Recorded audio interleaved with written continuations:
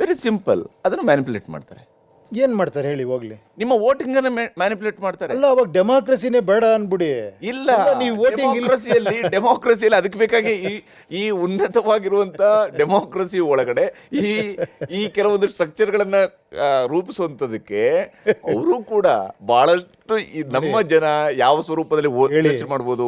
ನಮ್ಮಿಂದ ಆಯ್ಕೆ ಆದಂತಹ ನಾಯಕನೊಬ್ಬ ಅಥವಾ ಅವನನ್ನ ಸೇವಕ ಅಂತ ನೀವು ಕರೆದ್ರು ಕೂಡ ಆತ ಆಯ್ಕೆ ಆದ ತಕ್ಷಣ ನೀವು ಅವಾಗ ಹೇಳಿದ್ರಲ್ಲ, ಹೆಂಗೆ ಕಾಲ ಮೇಲೆ ಕಾಲ ಕಳ್ಕೊತ್ರ ಮಾಡ್ತಾನೆ. ಆತರ ಆಗ್ತಿದೆ ಅನ್ನಕ್ ನಾನು ಹೇಳ್ತಿರೋದು.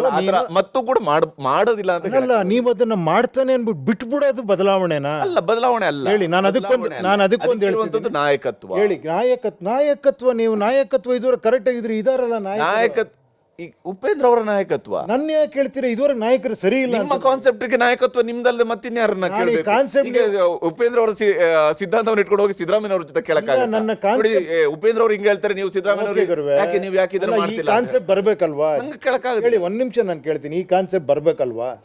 ಹೇಳಿ, ಜನಗಳ ಹತ್ರ ಪವರ್ ಇರ್ಬೇಕಲ್ವಾ? ಇರ್ಬೇಕು. ಕೇಳಿ, ಇವತ್ತು ವಿಜಯ್ ಅವ್ರಿಗೆ 4 ಜನ ಯಾರೋ ಸಪೋರ್ಟ್ ಕೊಡ್ತೀವಿ ಅಂದ್ರು. ಆ 4 ಜನ ಫಸ್ಟ್ ಕೇಳ್ಬೇಕಾ ಜನನ್ನ?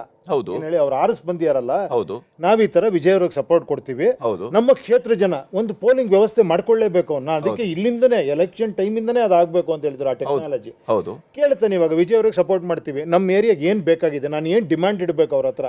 ಹೌದು. ಜನ ಹೇಳ್ತಾರ ಅವಾಗ, ನೋಡಿ ಈ ಡಿಮ್ಯಾಂಡ್ ಇಡಿ ಅವ್ರಿಗೆ. ಹೌದು. ನಮ್ಮ ಕ್ಷೇತ್ರಕ್ಕೆ ಈ ತರ ಬೇಕಾಗಿದೆ ಅಂತ ಹೇಳಿ ಆಗಿದ್ದಿದ್ರಿ ಎಷ್ಟು ಸುಂದರವಾಗಿರೋದದು. ಹೌದು. ಈಗ ನೀವು ಸಂಪೂರ್ಣ ಅವ್ರಿಗೆ ಕೊಟ್ಬಿಟ್ರಿ ಅಧಿಕಾರ. ನೆಕ್ಸ್ಟ್ ನಿಮ್ಮನ್ನ ಕೇಳ್ತಾನೂ ಇಲ್ಲ, ಹೇಳ್ತಾನೂ ಇಲ್ಲ. ನಾ ಬಿಜಿ ಇದ್ದೀನಪ್ಪ ಅಲ್ಲಿ ಅಂತಾನೆ. ನೆಕ್ಸ್ಟ್ ಅವನು ಬಂದು ಹೇಳ್ತಾನೆ, ನೋಡಪ್ಪ ನನಗೆ ಈ ಪೋಸ್ಟ್ ಕೊಡ್ತೀಯಾ, ನನಗಿಷ್ಟು ಇದು ಕೊಡ್ತೀಯಾ ಕಾಂಟ್ರಾಕ್ಟ್ಗಳು, ಅದು ಕರೆಕ್ಟಾ? ಇದು ಕರೆಕ್ಟಾ ವ್ಯವಸ್ಥೆ ಅಂತ ನಾನು ಹೇಳ್ತಾ ಇರೋದು. ಮೇ 15, 2028 ಕರ್ನಾಟಕದ ಚುನಾವಣೆಯ ಫಲಿತಾಂಶ ಬರ್ತಾ ಇದೆ. ಇವಾಗಷ್ಟೇ ಫಲಿತಾಂಶ ಬರ್ತಾ ಇದೆ. 28ಕ್ಕೆ ಚುನಾವಣೆ ಇದೆ, ಮೇ 15ನೇ ತಾರೀಕು ಫಲಿತಾಂಶ ಬರ್ತಾ ಇದೆ. ಅವತ್ತು ಕೂತ್ಕೊಂಡು ನಾವಿಲ್ಲಿ ಹೇಳ್ತಾ ಇರ್ತೀವಿ, ಹೌದು ಈಗ ಕಾಂಗ್ರೆಸ್ ಅವರು ಇಷ್ಟು ಸೀಟ್ ಗೆದ್ದಿದ್ದಾರೆ, BJP ಅವರು ಇಷ್ಟು ಗೆದ್ದಿದ್ದಾರೆ, JDS ಅವರು ಇಷ್ಟು ಗೆದ್ದಿದ್ದಾರೆ, ಪ್ರಜಾಕೀಯ ಇಷ್ಟು ಗೆಲ್ತು. ಈ ಮೂಲಕವಾಗಿ ಕರ್ನಾಟಕ ಅಸೆಂಬ್ಲಿಯಲ್ಲಿ ಅತಂತ್ರ ವಿಧಾನಸಭೆ ನಿರ್ಮಾಣ ಆಯಿತು ಅನ್ನುವಂಥದ್ದು ಬಂತು. ಓಕೆ. ಅವತ್ತು ಕೂತ್ಕೊಂಡು ಕೇಳ್ತಾ ಇರುವಾಗ ಅತಂತ್ರ ವಿಧಾನಸಭೆ ಇದೆ, ಈಗ ಉಪೇಂದ್ರ ಅವರ ಪಕ್ಷ ಬೆಂಬಲವನ್ನು ಕೊಟ್ಟರೆ ಮಾತ್ರ ಈ 3ರಲ್ಲಿ ಯಾರಾದ್ರೂ ಒಬ್ರು ಅಧಿಕಾರಕ್ಕೆ ಬರಕ್ಕೆ ಸಾಧ್ಯ, ಉಳಿದವರು ಯಾರು ಕೂಡ ಇಲ್ಲ. ಯಾಕಂದ್ರೆ 113 ನಂಬರ್ ಆಗ್ಲೇಬೇಕು, ವಿಧಾನಸಭೆಯಲ್ಲಿ ಬಹುಮತ ಬರಬೇಕು. ಅವತ್ತು ಉಪೇಂದ್ರ ಅವರು ಯಾರ ಜೊತೆ ಕೂಡ ಹೋಗೋದಕ್ಕೆ ರೆಡಿ. ಹೇಳಿ, ಒಂದ್ ನಿಮಿಷ ಕೇಳಿ. ಆಗ ಒಂದು 5 ಜನ ನನಗೆ ಕೊಟ್ಟಿದ್ದಾರೆ ಅನ್ಕೊಳ್ಳಿ, ಅಥವಾ ಒಂದು 50 ಜನ ಕೊಟ್ಟಿದ್ದಾರೆ. 50 ಜನ ಬಂದಿದ್ದಾರೆ ಅನ್ಕೊಳ್ಳಿ. ನಾನು ಫಸ್ಟ್ 50 ಜನರ ಪೋಲಿಂಗ್ ವ್ಯವಸ್ಥೆ ಆಲ್ರೆಡಿ ಮಾಡ್ಕೊಂಡ್ಬಿಟ್ಟಿರ್ತೀನಿ. ನಾನು ಫಸ್ಟ್ 50 ಜನ ಕೇಳ್ತೀನಿ, ಮೇನ್ ಡಿಮಾಂಡ್ ಏನಪ್ಪಾ? ಒಂದೇ ಸೆಕೆಂಡ್ ಅಲ್ಲಿ ಮಾಡ್ತೀನಿ ನಾನು ಪೋಲಿಂಗ್. ಈಗ ಗೌರ್ಮೆಂಟ್ ರಚಿಸೋದಕ್ಕೆ ನಿಮಗೊಂದು ಚಾನ್ಸ್ ಸಿಕ್ಕಿದೆ ಜನಗಳಿಗೆ. ನಿಮ್ಮ 50 ಕ್ಷೇತ್ರಗಳಲ್ಲಿ ನಿಮ್ ಡಿಮ್ಯಾಂಡ್ ಏನು? ತುಂಬಾ ಇಂಪಾರ್ಟೆಂಟ್ ಡಿಮ್ಯಾಂಡ್ ಏನು? ಫಸ್ಟ್ ನಾನು ರೆಪ್ರೆಸೆಂಟೇಟಿವ್ ಇಸ್ ಎ ವರ್ಕರ್. ನನಗೆ ರೆಪ್ರೆಸೆಂಟೇಟಿವ್ ಇಂಪಾರ್ಟೆಂಟ್ ಅಲ್ಲ. ನಾನು ಡೇ 1 ಇಂದ ಹೇಳ್ತಾ ಇದ್ದೀನಿ. ಜನರಿಗೆ ಕೇಳ್ತೀರಿ, ನನಗೆ ಜನನೇ ಅಲ್ಟಿಮೇಟ್.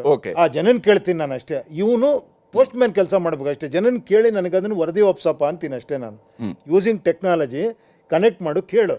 ಅಲ್ಲಿ 50 ವಾರ್ಡಲ್ಲಿ ಬಹಳ ಮುಖ್ಯವಾಗಿ ಏನೋ ಒಂದು ಹಾಸ್ಪಿಟಲ್ ಕೇಳ್ತಾರೆ ಅನ್ಕೊಳ್ಳಿ, ಒಂದು ಎಜುಕೇಶನ್ ಏನೋ ಕೇಳ್ತಾರೆ ಅನ್ಕೊಳ್ಳಿ, ಒಂದು ರಸ್ತೆ ವ್ಯವಸ್ಥೆ ಕೇಳ್ತಾರೆ. ನಾನು ಈ 3 ಡಿಮ್ಯಾಂಡ್ ಇಡ್ತೀನಿ ಅವ್ರ ಹತ್ರ.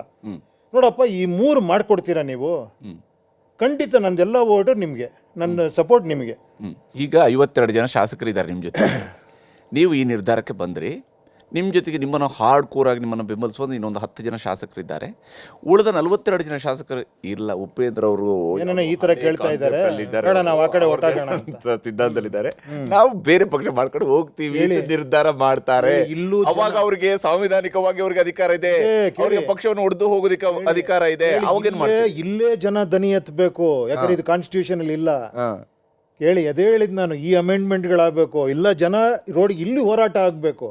ನಾನು ಎಲೆಕ್ಟ್ ಮಾಡಿ ಕಳಿಸಿದೀನಿ, ಈ ವಿಚಾರಕ್ಕೆ ಕಳಿಸಿದೀನಿ, ಇವ್ನು ನೋಡ್ರಿ ಅಲ್ಲೋಗಿ ಸೇರ್ಕಂತ ಇದ್ದಾನೆ, ಬಂದ್ರೆ ನಾವು ಚಳುವಳಿ ಮಾಡೋಣ, ಅವ್ನು ಇಳಿಸ್ಬೇಕು ನಾವು ಅಂತ. ಹೋರಾಟ ಅನ್ನೋದು ಇಲ್ಲಿ ನಿಜವಾದ ಆಗ್ಬೇಕಾಗಿರೋದು. ಇದು ನ್ಯಾಷನಲ್ ಲೆವೆಲ್ ಚರ್ಚೆ ಆಗ್ಬೇಕು. ಎಲೆಕ್ಟ್ ಮಾಡಿ ಕಳಿಸಿರೋರೇ ಗಲಾಟೆ ಮಾಡ್ತಿದ್ದಾರೆ. ಏನು ಹೇಳಿ? ಆ ಅದ್ಭುತವಾದ ಬದಲಾವಣೆ ಖಂಡಿತ ಆಗುತ್ತೆ. ಯಾಕಂದ್ರೆ ಜನಗಳಿಗೆ ಆ ಪವರ್ ಇದೆ. ಅವ್ರು ಮನಸ್ಸು ಮಾಡ್ರೆ ಏನ್ ಬೇಕಾಗುತ್ತೆ ಅದು ಪ್ರೂವ್ ಮಾಡಿದ್ದಾರೆ ತಮಿಳ್ನಾಡಲ್ಲಿ. ಈಗ ಈ 42 ಜನ ಅಲ್ಲಿ ಹೋಗಿ ಸೇರ್ಕೊಂಡ್ರು ಅಂದ್ರೆ ನಿಮ್ಗೆ ಅದನ್ನ ತಡೆಯಕ್ಕೆ ನೀವು ಹೋರಾಟ ಮಾಡ್ಬೋದು, ನೀವು ಪ್ರತಿಭಟನೆಗಳನ್ನ ಮಾಡ್ಬೋದು. ಎವ್ರಿ ರೈಟ್ ನಿಮಗಿದೆ ಪ್ರತಿಭಟನೆ ಮಾಡೋದಕ್ಕೆ. ಅವನು 5 ವರ್ಷ ಅಲ್ಲಿ ನಿಮ್ಮ ಕಾನ್ಶಿಯನ್ಸ್ಗೆ ಬರದೇ ಕೂಡ ಇರ್ಬೋದು. ಆದ್ರೆ ಆತ 5 ವರ್ಷ ಶಾಸಕನಾಗಿ ಇರ್ತಾನೆ. ಅಂದರೆ ಇಂಡೈರೆಕ್ಟ್ ಆಗಿ ನೀವು ಒಬ್ಬ ರಾಜನ್ ಎಲೆಕ್ಟ್ ಮಾಡಿ ಅವ್ನು ಏನು ಮಾಡ್ರು ಸುಮ್ಮನೆ ಕೂತ್ಕೊಳ್ಳಿ ಅಂತ ನಾವು ಹೇಳ್ತಾ ಇದ್ದೀವಿ ಇಲ್ಲಿ ಅಲ್ವಾ? ಇಷ್ಟೇ ತಾನೇ ನಾವು ಹೇಳ್ತಾ ಇರೋದು. ನಾನು ವಾಸ್ತವವನ್ನೇ ಹೇಳ್ತಾ ಇದ್ದೀನಿ. ವಾಸ್ತವ ಹೇಳ್ತೀರಾ, ಅದು ಬದಲಾಗ್ಬೇಕು ತಾನೇ. ಬದಲಾಗಬೇಕು ಅಂತ ಹೇಳಿದಾಗ ಬದಲಾಗ್ಬೇರೆ, ಜನ ಪವರ್ ಕೈಗೆ ತೊಗೊಬೇಕು ತಾನೇ. ನಾನು ಅದಕ್ಕೆ ಹೇಳ್ತಿರೋದು ಕೇಳಿ ಒಂದು ನಿಮಿಷ. ಅದಕ್ಕೆ ನಾನು ಏನು ಹೇಳ್ತೀನಿ ಅಂದರೆ, ನೀವು ಎಲೆಕ್ಟ್ ಮಾಡ್ಬೇಕಾದ್ರೆ ಹುಷಾರಾಗಿರಿ. ಇವನು ಯಾರೋ ದೊಡ್ಡ ಮನುಷ್ಯ ಏನೋ ನೋಡಪ್ಪ ಅಲ್ಲಿ 50 ಬಂಗ್ಲೆ ಇದೆ ಅವನಿಗೆ ಅಂತ ವೋಟ್ ಮಾಡ್ರೆ, ನೀವು ಬಂಗ್ಲೆ ಗೇಟ್ ಹತ್ರ ನಿಂತಿರ್ತೀರಾ. ನಿಮ್ಮ ಪಕ್ಕದ ಮನೆಯವನ್ನ ವೋಟ್ ಮಾಡಿ. ಹೌದು, ಏನು ಹೇಳಿ ಅವ್ನಿಗೆ ಹೇಳಿ, ಕರೆಕ್ಟ್, ನೀನು ನೋಡೋ ಈ ಥರ ನೀನು ಕೆಲಸಗಾರ ಅಷ್ಟೇ 10 ಸತಿ ಹೇಳಿ ಅವನಿಗೆ. ಇವಾಗ ಏನಾಗ್ಬಿಟ್ಟಿದೆ ಅಂದರೆ, ಒಂದು ಸತಿ ಎಲೆಕ್ಟ್ ಆಮೇಲೆ ಅವ್ರು ರಾಜರ ಥರ ಫೀಲ್ ಮಾಡೋ ಲೆವೆಲ್ಗೆ ನಾವೇ ತಂದುಬಿಟ್ಟಿದ್ದೀವಿ. ನೀನು ಕೆಲಸಗಾರ, ನಿನಗೆ ಸಂಬಳ ಕೊಡ್ತೀವಿ, ನಿನಗೆ ಕಾರ್ ಕೊಡ್ತೀವಿ, ಎಲ್ಲ ಕೊಡ್ತೀವಿ. ನಾಳೆ ನೀನು ಇಷ್ಟ ಬಂದಂಗೆ ಕಾಣಂಗಿಲ್ಲ, ಹೆಚ್ಚು ಕಡಿಮೆ ಆದರೆ ನಿನ್ನ ಮನೆ ಗೆರಾವ್ ಮಾಡ್ಬಿಡ್ತೀವಿ ಏರಿಯಾದಲ್ಲಿ. ನನಗೆ ರೈಟ್ಸ್ ಇದೆ, ಯಾಕಂದ್ರೆ ನಾನು ನಿನ್ನ ವಿಚಾರ ಕೊಟ್ಟು ಹಾಕಿರೋದು. ನಾನು ಕೂತ್ಕೊಂತೀನಲ್ಲಿ, ಯಾಕಂದ್ರೆ ನಾನು ಇದನ್ನು ಮಾತಾಡಿದ್ದೀನಿ. ನೀನು ಇಷ್ಟ ಬಂದಂಗೆ ನಿನ್ನ ಸ್ವಾರ್ಥಕ್ಕೆ ಏನೋ ಇನ್ನೊಂದು ಕಡೆ ಸಪೋರ್ಟ್ ಮಾಡೋಂಗಿಲ್ಲ. ಜನನ ಕೇಳು, ಜನಕ್ಕೆ ಏನು ಬೇಕು ಹೇಳು, ಅದನ್ನು ಮಾತಾಡು ಅಷ್ಟೇ. ನಿನಗೆ ಮಾತಾಡೋಕೆ ರೈಟ್ಸೇ ಇಲ್ಲ. ಪ್ರಜಾಕಿ ಇದನ್ನು ನಾನು ಹೇಳ್ತಿರೋದೆ, ನಿನಗೆ ರೈಟ್ಸ್ ಇಲ್ಲ, ನೀನು ವರ್ಕರ್ ಅಷ್ಟೇ. ನಾನು ಅದಕ್ಕೆ ಸೇವಕ ಅಂತ ಹೇಳ್ತಿಲ್ಲ, ಅದನ್ನು ದೊಡ್ಡ ಲೆವೆಲ್ಗೆ ಮಾಡಿಬಿಟ್ಟಿದ್ದಾರೆ. Is A worker, people are paying him, he is getting salary.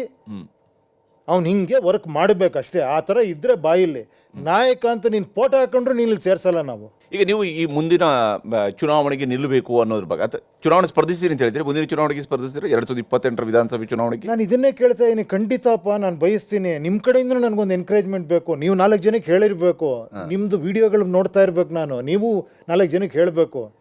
ನನಗನ್ಸುತ್ತೆ ಇಲ್ಲ ನಿಜವಾಗ್ಲೂ ಇವ್ರು ನಾಯಕತ್ವ ತಗೊಂತೀರಂತ ಗೊತ್ತಾದರೆ ನಾನು ನಿಮ್ಮ ಕೆಲಸಗಾರ ರೆಡಿ. ನನ್ನ ನಾಯಕನೇ ಸರಿ ಇಲ್ಲ, ಅವನು ಇನ್ನೊಬ್ಬ ನಾಯಕನ ಹುಡುಕ್ತಾ ಇದ್ದಾನೆ ಅಂದರೆ ನಾನು ಏನಕ್ಕಲ್ಲ. ಅವಾಗ ಅವ್ರಿಗೆ ನಾಯಕರು ಬೇಕು, ಕೆಲಸಗಾರರು ಬೇಡ. ಆದ್ರೆ ನಿಮ್ಗೆ ಯಾವುದೇ ಇಂಥ ರಾಜಕೀಯ ಪಕ್ಷ ಜೊತೆಗೆ ಹೋಗಬಾರ್ದು ನಾನು ಏನೂ ಇಲ್ಲ, ಯಾವುದೇ ರೀತಿಯ ಏನೂ ಇಲ್ಲ ಗುರು. ವಿಜಯ್ ಅವರು ಒಂದು ಮಾತನ್ನು ಹೇಳಿದ್ರು, ನನಗೆ ಪೊಲಿಟಿಕಲಿ DMK ವಿರೋಧಿ, ಬಿಜೆಪಿ ನನ್ನ ಸೈದ್ಧಾಂತಿಕ ವಿರೋಧಿ. ಅದು ಬಿಡಿ, ಅಲ್ಲಲ್ಲ, ಅವರು ಹಂಗೆ ಹೇಳಿದ್ರು. ನಿಮ್ಗೆ ಆ ರೀತಿಯಾದಂತಹ ನಂಬಿಕೆಗಳಿದಾವ? ನನಗೆ ಯಾವ ನಂಬಿಕೆನೂ ಇಲ್ಲ. ನನಗೆ ಅದು ಯಾವ ಸೈದ್ಧಾಂತಿಕ. ನನಗೆ ಜನಕ್ಕೆ ಒಳ್ಳೇದಾಗಬೇಕು, ಜನಕ್ಕೆ ಒಳ್ಳೆ ಆರೋಗ್ಯ ವ್ಯವಸ್ಥೆ ಸಿಗಬೇಕು, ಜನಕ್ಕೆ ಒಳ್ಳೆ ಎಜುಕೇಷನ್ ಸಿಸ್ಟಮ್ ಸಿಗಬೇಕು, ಜನಕ್ಕೆ ಒಳ್ಳೆ ಉದ್ಯೋಗ ಸಿಗಬೇಕು, ಪ್ರತಿಯೊಬ್ಬರು ಸ್ವಾವಲಂಬಿಯಾಗಿ ಬದುಕೋ ಥರ ಆಗಬೇಕು.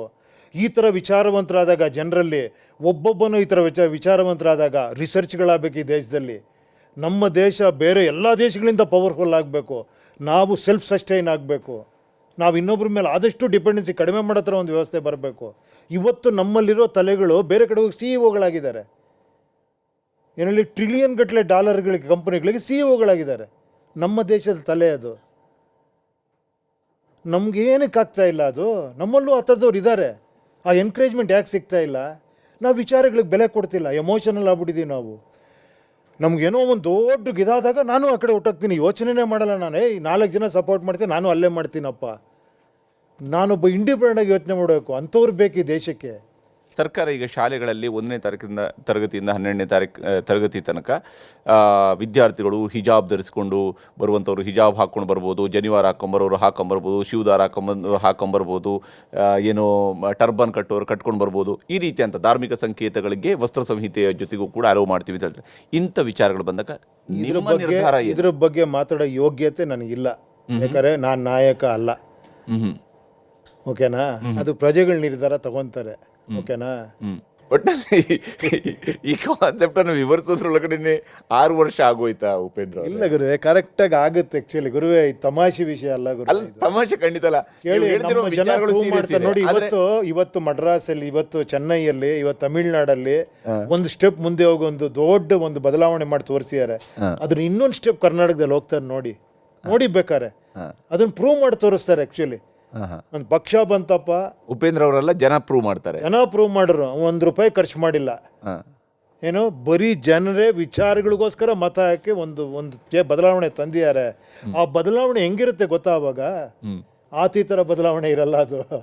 ನೀವು ನಾಯಕರನ್ನ ನೋಡಲ್ಲ, ಅವಾಗ ಕೆಲಸಗಾರನ್ನ ನೋಡ್ತೀರಾ, ನಿಮ್ಮ ಕ್ಷೇತ್ರಗಳನ್ನು ನೋಡ್ತೀರಾ. ನಿಮ್ಮ ಕ್ಷೇತ್ರಗಳು ಓಡಾಡಲೇಬೇಕು, ಅವ್ನು ವರದಿ ಒಪ್ಪಿಸ್ಲೇಬೇಕು, ಟೆಕ್ನಾಲಜಿಲಿ ಹಿಡಿಬೇಕು, ಅವ್ರನ್ನ ಟ್ರಾನ್ಸ್ಪರೆನ್ಸ್ ತರಬೇಕು, ಪ್ರತಿಯೊಬ್ಬ ಆನ್ಸರಬಲ್ ಆಗಬೇಕು, ಅಕೌಂಟಬಿಲಿಟಿ ಬರಬೇಕು. ಹೊಸದಾಗಿ ಮತ್ತೆ ಸಿನಿಮಾ ಇಲ್ಲ ಗುರು, ಅದೇ ಇವಾಗ ನಾನು ಯೋಚನೆ ಮಾಡಿದ್ದೀನಿ. ಒಂದು 2-3 ಇದಿದೆ. ಒಂದು ನೆಕ್ಸ್ಟ್ ಲೆವೆಲ್ ಅಂತ ಒಂದು ಸಿನಿಮಾ ನಮ್ಮ ತರುಣ್ ಇವ್ರದ್ದು. ಹೌದು. ಆಮೇಲೆ ಒಂದು ತೆಲುಗು ಸಿನಿಮಾ ಇದೆ. ಇನ್ನೊಂದು ಒಂದು ಮಂಗಳೂರಲ್ಲಿ ಒಂದು ಶೂಟಿಂಗ್ ಮಾಡೋ ಒಂದು ಸಿನಿಮಾ ಇದೆ. ಗೊತ್ತಿಲ್ಲ ಆ್ಯಕ್ಚುಲಿ. ಇವಾಗ ಏನೋ ಒಂದು ಸತಿ ಶೂಟಿಂಗ್ ಸ್ಟಾರ್ಟ್ ಮಾಡಿದ್ರೆ 6 ತಿಂಗಳು 1 ವರ್ಷ ಎಳ್ಕೊಂಡು ಹೋಗ್ಬಿಡುತ್ತೆ. ಅದ್ರ ಮಧ್ಯೆ ನಾನು ಈ ಕೆಲಸ ಮಾಡಬೇಕು. ನೋಡೋಣ ಎಷ್ಟು ಸಾಧ್ಯವೋ ಅಷ್ಟು ಬ್ಯಾಲೆನ್ಸ್ ಮಾಡ್ತೀನಿ. 1 ವರ್ಷ ಮಾತ್ರ ಕಂಪ್ಲೀಟ್ ಬಿಟ್ಟು ಬಂದ್ಬಿಡ್ತೀನಿ ಎಲ್ಲ ಇದಕ್ಕೆ. ನೋಡೋಣ ಎಷ್ಟು ಸಾಧ್ಯವೋ ಅಷ್ಟು ಎಲೆಕ್ಷನ್ವರೆಗೂ ಮಾಡ್ತೀನಿ ಇದನ್ನು. ಈ ವಿಚಾರ ಹೇಳ್ಕೊಂಡು ಜನರ ಹತ್ರ ಹೋಗ್ತೀನಿ, ನೋಡೋಣ. ಅದೇ ಜನ ಆಗಾಗ ಬಯಸ್ತಾ ಇರುವಂಥದ್ದು ಉಪೇಂದ್ರ ಅವರಿಂದ ಒಳ್ಳೆಯ ಸಿನಿಮಾವು ಕೂಡ, ನಿಮ್ಮ ಡೈರೆಕ್ಷನ್ ಸಿನಿಮಾ. ಅಲ್ಲಲ್ಲ, ಖಂಡಿತ ನನಗನ್ಸಿರೋದು ಇದು ಜಾಸ್ತಿ ಅನಿವಾರ್ಯತೆ ಇದೆ ಅನ್ನಿಸ್ತಾ ಇದೆ ನನಗೆ. ಇದು ಭಾಳ ಕಾಡ್ತಾ ಇದೆ, ಇದು ಮಾಡಬೇಕು. ಈಗ ಇದನ್ನ ಓಕೆ, ಸಿನಿಮಾಗಳು ಮಾಡಿದ್ದೀನಿ, ನೋಡಿದ್ದಾರೆ, ಓಕೆ, ಖಂಡಿತ ಹಂಗಂತ ನಾನು ಅದ್ರ ಬಗ್ಗೆ ಇದಿಲ್ಲ.